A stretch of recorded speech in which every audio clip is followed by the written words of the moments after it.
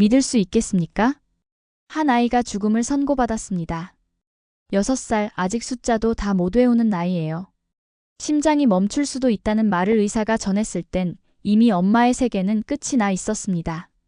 병원에서 받은 마지막 말. 더 이상 해드릴 게 없습니다. 준비하십시오.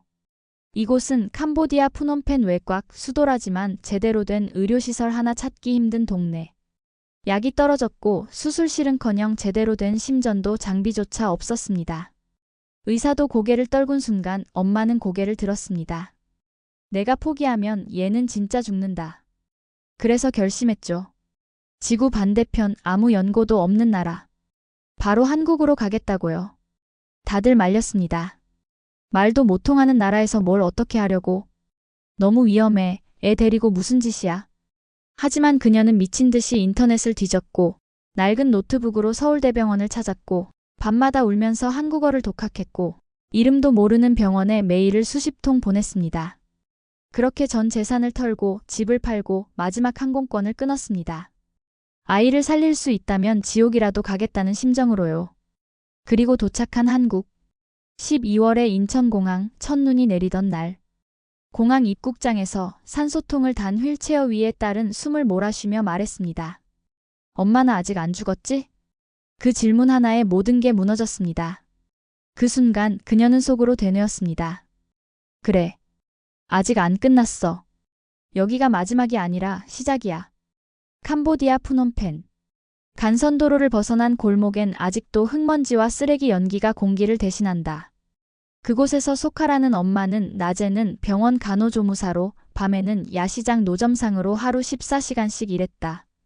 남편은 일찍 세상을 떠났고 딸 엘린을 지키는 일은 온전히 그녀의 몫이었다. 그날도 병원 대기실은 무더웠다.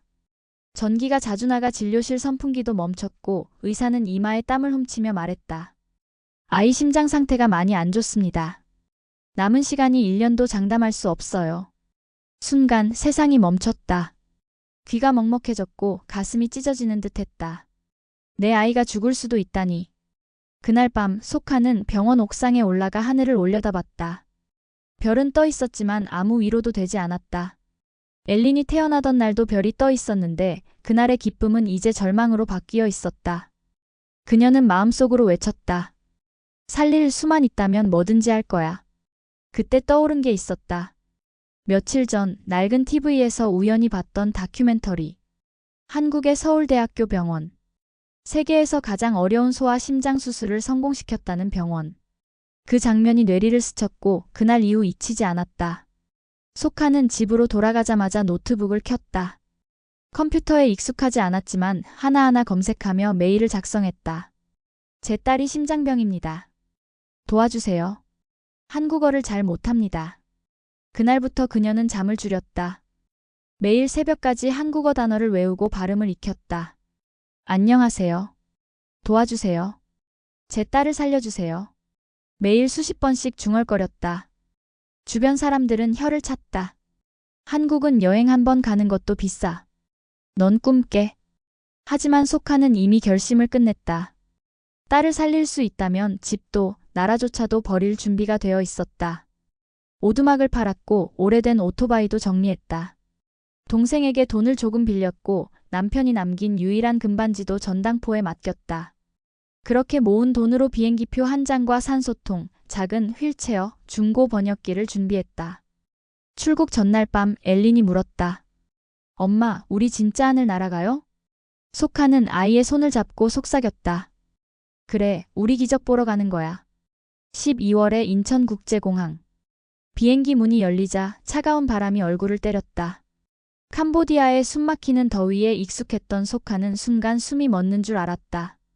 얇은 점퍼 하나에 휠체어를 탄 엘리는 몸을 부르르 떨고 있었다. 입국장 앞, 낯선 안내방송과 복잡한 간판들. 소카는 얼어붙은 손으로 미리 출력해 온종일을 꺼냈다.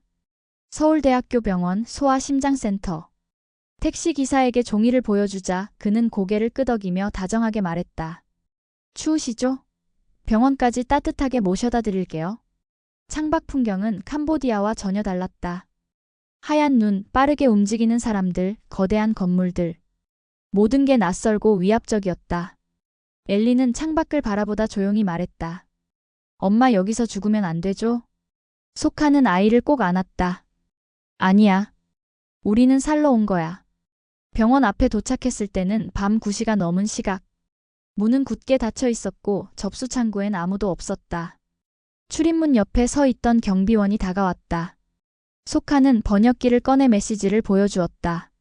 우리는 해외에서 왔어요. 아이가 아파요. 오늘은 어디 머물 수 있을까요? 경비원은 난처한 얼굴로 고개를 저었다. 이 시간엔 병원 접수도 안 되고 근처 숙소를 찾아보세요. 밖은 이미 영하의 날씨. 소카는 다시 엘린을 안고 병원 근처를 헤맸다. 모르는 언어, 모르는 골목, 하얗게 내리는 눈. 그녀는 갑자기 멈춰섰다. 엘린의 입술이 파래지고 있었고 손끝은 얼음처럼 차가워졌다. 그때 골목 어귀에 작은 고시원 간판이 눈에 들어왔다. 하늘고시원. 종이 한 장을 꺼내 카운터에 내밀었다. 딸이 아파요. 하루만 제발. 70대로 보이는 할머니가 그녀를 한참 바라보다 말없이 방 열쇠를 건넸다. 춥겠다. 어서 들어가. 작고 오래된 방. 하지만 엘린을 눕힐 수 있다는 사실만으로도 감사했다. 한참 뒤 할머니가 다시 문을 두드렸다. 작은 보온병과 김이 나는 국밥이 들려 있었다. 밥은 먹고 다니나 모르겠네. 소카는 번역기로 고맙습니다 라고 보여주었고 할머니는 조용히 웃었다. 말 안 통해도 마음은 통해. 그날 밤 소카는 처음으로 따뜻한 눈물을 흘렸다.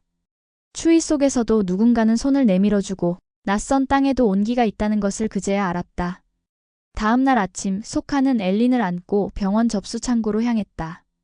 밤새 거의 잠을 자지 못한 탓에 두 눈은 퉁퉁 부었고 손은 계속 떨렸다. 그녀는 가방에서 준비해온 서류와 진단서를 꺼내들었다. 진료 예약도 없었지만 물러설 수는 없었다. 이 땅에 온 이유는 단 하나. 딸을 살리는 것. 그 이상도 이하도 아니었다. 접수 직원은 당황한 표정으로 외국인 등록증을 요청했다. 소카는 준비한 번역 메시지를 보여주었다. 캄보디아에서 왔습니다. 아이는 심장병이 있습니다. 제발 도와주세요. 직원은 잠시 망설이다가 안쪽으로 들어갔다. 잠시 후 한 의사가 급히 나타났다. 차가운 흰 가운, 또렷한 눈빛. 그가 말했다. 소카 씨? 저는 김정윤 교수입니다. 소아심장 전문의예요. 그 목소리를 듣는 순간 소카의 다리에 힘이 풀렸다. 그녀는 그 자리에 주저앉으며 말했다. 살려주세요, 제 딸을. 곧바로 엘리는 응급진료실로 옮겨졌고 각종 검사가 이어졌다. 엑스레이, 혈액검사, 심전도. 의료진들은 분주하게 움직였고 소카는 그저 병실 앞 의자에 앉아 손을 모을 뿐이었다. 2시간이 흐른 뒤 김정윤 교수가 다시 나타났다. 지금 상태는 위중하지만 아직 늦지는 않았습니다. 그 말에 소카는 눈물을 흘렸다. 하지만 수술은 가능합니까? 교수는 고개를 끄덕였다. 기회는 있습니다. 단 위험도 큽니다. 성공 확률은 50%. 50%. 누군가에게는 너무 적은 숫자. 하지만 소카에게는 유일한 희망이었다. 해주세요. 그게 마지막이라도 아이를 포기하지는 못해요. 김정윤 교수는 소카를 조용히 바라보았다. 소카 씨, 저희는 여기서 포기하지 않습니다. 한국에 오신 건 잘한 결정이에요. 그 말은 마치 천둥 속의 희망이었다. 엘리는 바로 중환자실로 옮겨졌다. 산소 마스크, 링거, 수많은 기계에 연결된 아이를 보며 소카는 다시 마음을 다잡았다. 여기까지 왔어. 이제 시작이야. 하루 이틀이 지나면서 김정윤 교수와 간호사들은 엘린의 상태를 세심히 관찰했다. 다행히 고열은 가라앉았고 호흡도 조금씩 안정되었다. 기초 체력이 좋습니다. 이대로라면 수술 준비 들어갈 수 있어요. 그 말을 들은 순간 소카는 기도했다. 캄보디아의 어머니가 늘 하시던 기도처럼. 이 아이의 심장을 다시 뛰게 해주세요. 입원 4일째 되던 날 김정윤 교수가 말했다. 일주일 뒤 수술 가능할 것 같습니다. 지금은 심장을 회복시키는 데 집중합시다. 그날 밤 소카는 처음으로 아이 손을 잡고 웃었다.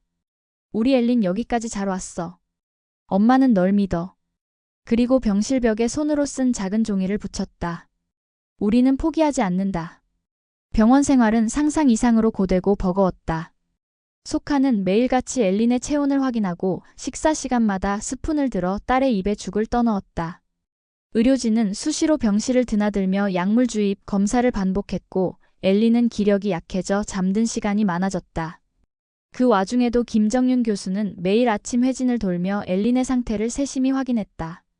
심장 기능 조금씩 회복세입니다. 이번 주말이면 수술 가능할 겁니다. 그 말 한마디에 소카는 버틸 힘을 얻었다. 어느 날 병원 복도에서 누군가 소카에게 다가왔다. 고운 갈색 머리를 가진 중년 여성 간호사였다. 소카 씨, 안녕하세요. 김수진 간호사예요. 혹시 식사하셨어요? 소카는 부끄럽게 고개를 저었다. 병원비를 아껴야 했기에 그날도 아침은 생략했다. 잠시 뒤 김수진 간호사는 조그만 도시락을 들고 돌아왔다. 따뜻한 흰밥에 김치, 된장국, 계란말이. 그 한 끼는 마치 멀리서 온 모녀에게 한국이라는 나라가 건넨 인사처럼 따뜻했다. 여기선 혼자 아니에요. 우리 모두 엘린의 가족이에요. 그 말에 소카는 말없이 고개를 끄덕이며 밥을 먹었다. 오랜만에 목을 타고 내려가는 따뜻한 음식에 눈물이 났다. 며칠 뒤 김수진 간호사는 병실에 작은 제안을 했다. 엘린이 좋아하는 걸 벽에 붙여보면 어때요? 병실을 더 밝게 꾸며보자고요. 소카는 머뭇거리다 엘린에게 말했다. 햇님 그릴래? 네가 좋아하는 햇님이랑 하늘? 엘린은 희미하게 미소 지으며 고개를 끄덕였다. 간호사들과 함께 색종이를 오리고 크레파스로 그림을 그렸다. 햇님, 나무, 친구들, 그리고 엄마. 그림 속에서 엘린은 활짝 웃고 있었다. 그 벽화는 병원 복도를 지나는 다른 환자와 보호자들의 시선도 사로잡았다. 저 아이가 엘린이에요? 정말 용감하네요. 누군가가 그렇게 말하며 작게 초콜릿을 두고 갔다. 하나 둘 응원의 메시지가 벽에 붙기 시작했다. 힘내요, 천사 엘린. 한국에 와줘서 고마워요. 그날 밤 소카는 병실 안에서 조용히 엘린의 머리를 쓸어내렸다. 우린 참 운이 좋구나. 이 낯선 나라에서 이렇게 따뜻한 사람들을 만났으니까. 하지만 현실은 잊지 않았다. 병원비는 빠르게 늘어났고 소카가 가져온 돈은 이미 바닥이 보이기 시작했다. 그녀는 김수진 간호사에게 조심스레 물었다. 혹시 제가 아르바이트라도 할 수 있을까요? 병원 근처에서. 간호사는 멈칫했지만 이내 고개를 끄덕였다. 제 아는 카페가 있어요. 사장님이 좋은 분이세요. 한번 가보실래요? 그날 오후 소카는 병원에서 몇 블럭 떨어진 작은 카페를 찾았다. 따뜻한 눈빛의 사장님은 그녀의 사정을 듣고 단번에 말했다. 시간 날 때마다 와요. 정해진 시간 없어도 돼요. 그날부터 소카는 하루 2시간씩 설거지와 정리를 도우며 병원비 일부를 충당했다. 그 돈은 많지 않았지만 그녀에겐 아이를 위한 마지막 수단이었다. 그러는 사이 엘린의 컨디션은 눈에 띄게 호전됐다. 식사량도 늘었고 병실 안에서는 장난도 치기 시작했다. 수술 이틀 전 김정윤 교수가 말했다. 수술 준비 완료입니다. 내일 마취 전 최종 검사 후 수술에 들어갈 거예요. 소카는 숨을 깊이 들이켰다. 이제 정말 그 순간이 다가오고 있었다. 그날 밤 엘린은 소카에게 속삭였다. 엄마 내일 나 무서워하지 않을게. 나 다시 달리고 싶어. 소카는 아이를 꼭 안고 속삭였다. 너무 잘하고 있어, 엘린. 우리 함께 해냈다. 창밖으로 서울의 밤하늘이 반짝이고 있었다. 지구 반대편에서 시작된 여정은 이제 운명의 문턱 앞에 도달해 있었다. 그날 아침 서울대병원의 하늘은 유난히 흐렸다. 새벽부터 내린 가랑비는 바닥을 적시고 병원 앞 작은 화단에 잎사귀 위에 물방울을 매달아 놓았다. 소카는 엘린의 머리를 곱게 빗어주며 말했다. 엘린, 이제 우리 진짜 마지막 고개만 넘으면 돼. 엘린은 고개를 끄덕였다. 입술은 말라 있었지만 눈빛은 단단했다. 김수진 간호사는 웃으며 말했다. 엘린, 우리 마취방에 가기 전에 엄마한테 꼭 안아드리자. 엄마는 진짜 대장부야. 엘린은 침대에서 몸을 일으켜 소카에게 꼭 안겼다. 그 순간 소카는 눈물이 왈칵 쏟아졌다. 우리 딸 꼭 돌아와. 알겠지? 엄마 여기 있을게. 끝까지 기다릴게. 수술실로 향하는 복도. 침대 위에 누운 엘린의 모습은 작고 여려 보였지만 마치 천사처럼 순결했다. 한 걸음 한 걸음 수술실로 들어가는 그 걸음마다 속하는 다리가 풀릴 듯 떨렸다. 그 문이 닫히는 순간 마음속에서 무언가 뚝 하고 끊어지는 소리가 났다. 김정윤 교수님, 심박수 안정적입니다. 좋습니다. 인공심장 박동기 준비하고 절개 들어갑니다. 수술은 초정밀 심장 판막 교체술. 수술 시간만 8시간 이상이 소요되는 고난이도 수술이었다. 김정윤 교수는 수십 번의 수술을 해온 베테랑이었지만 이번만큼은 손끝의 떨림을 느끼고 있었다. 엘린이는 반드시 살려야 해. 병원 복도 한편 속하는 두 손을 꼭 모은 채 앉아 있었다. 기도, 그리고 또 기도. 어릴 적 캄보디아에서 외운 불경 한 구절이 머릿속에 떠올랐다. 모든 중생이 평안하기를, 생명이 이어지기를. 간호사 김수진은 매시간 수술 경과를 브리핑해줬다. 지금 심장 판막 교체 들어갔어요. 아직까진 아주 안정적이에요. 출혈은요? 생각보다 적어요. 교수님이 정말 집중하고 계세요. 시간은 느리게 흘렀고 수술은 점점 끝을 향해 달려갔다. 하지만 변수는 예고 없이 찾아왔다. 교수님, 환자 맥박 수치 급격히 떨어집니다. 심정지, 제세동기 준비. 삽입된 전극에서 튕겨나간 충격파. 엘린의 가슴이 들썩였다. 한 번, 두 번. 심장은 반응이 없었다. 김정윤 교수는 이를 악물었다. 다시. 이번엔 강도 300줄. B. 심전도에 미세한 파장이 생기기 시작했다. 그리고 띠띠띠. 심장이 다시 뛰기 시작했다. 다시 돌아왔습니다. 박동 정상. 혈압 회복됩니다. 모든 봉합 완료합니다. 수술 종료. 9시간 14분. 의료진은 땀범벅이 된 수술복을 입은 채 무언의 박수를 쳤다. 그건 누군가의 생명을 붙잡아낸 자들만이 할 수 있는 조용한 경의의 몸짓이었다. 엘리는 아직 의식이 없었다. 그러나 맥박은 분명 살아있었다. 작은 가슴이 천천히 오르내리는 그 리듬이 살아있다는 증거였다. 소카에게 전해진 단 한마디. 수술 성공입니다. 그 순간 소카는 바닥에 무릎을 꿇고 울음을 터뜨렸다.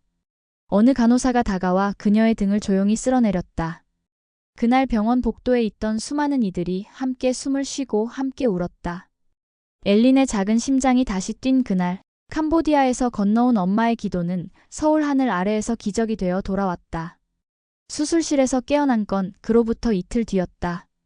엘린은 눈을 천천히 떴고 창밖엔 하얀 벚꽃이 날리고 있었다.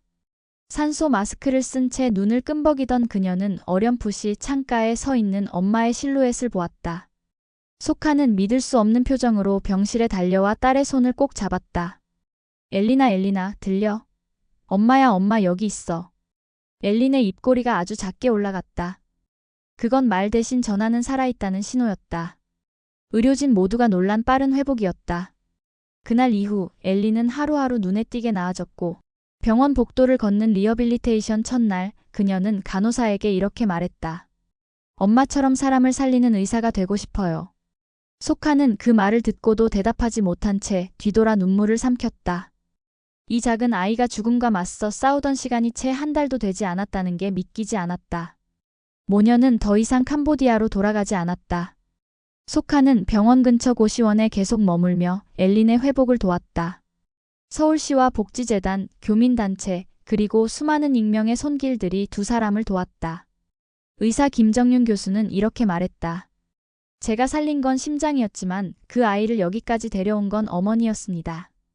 3달 뒤 엘린은 병원 퇴원 인터뷰에서 이렇게 말했다. 여기가 제 2번째 나라예요. 꼭 의사가 돼서 다시 이곳으로 돌아올 거예요. 그 말을 들은 병동 직원들은 모두 박수를 쳤다. 간호사 김수진은 그날 일기를 남겼다. 우린 누군가의 생명을 살리기 위해 이 일을 시작했지만 오늘은 우리 모두가 그녀에게 위로를 받았다. 벚꽃은 졌고 녹음이 짙어졌다. 엘리는 중학생이 되었고 매일 새벽 5시에 일어나 공부를 시작한다. 소카는 늦은 밤까지 식당 설거지를 하면서도 늘 딸에게 이렇게 말한다. 너는 이미 기적이야. 이제는 그 기적을 다른 사람에게 나눠주는 사람이 되자. 서울의 밤하늘, 작은 고시원의 창가에 불이 켜진다. 그곳에서 두 사람은 조용히 내일을 준비한다. 다시 시작된 삶, 그건 기적이 만든 두 번째 탄생이었다. 서울의 여름은 엘린에겐 처음이었다. 에어컨 없이도 습한 공기 속에서 그녀는 땀을 흘리며 한국어 단어장을 펼쳤다. 그리고 조용히 속삭였다. 사람, 희망, 가족 그리고 집. 소카는 옆에서 설거지를 마치고 딸의 곁에 앉았다. 왜 집이야? 엘린이 미소 지으며 대답했다. 여기가 우리 집이니까. 그 말 한마디에 소카는 아무 말도 할 수 없었다. 처음 캄보디아 병원에서 6개월 시한부라는 말을 들었던 그날이 아득했다. 그 뒤로 지구 반대편까지 달려온 시간들. 비행기에서 울며 썼던 이메일, 공항에서 헤맸던 표지판, 고시원 계단을 오르며 숨이 찼던 밤, 그리고 수술실 문 앞에서 엘린의 손을 마지막으로 잡았던 순간까지.